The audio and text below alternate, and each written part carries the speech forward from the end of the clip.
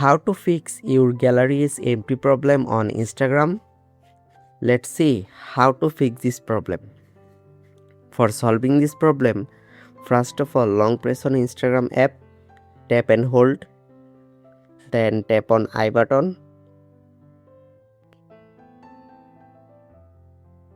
tap on storage, tap on clear data, clear cache, OK to confirm, go back to previous page and make sure your all permission is allow all permission one by one, then go to home page and go to Play Store, search here Instagram,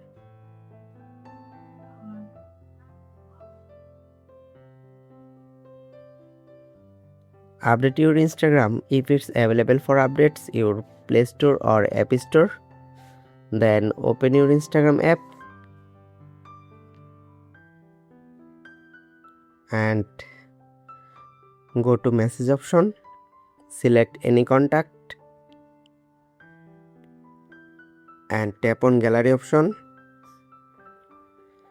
and see your problem solved successfully. By doing this process, you can successfully solve your problem easily.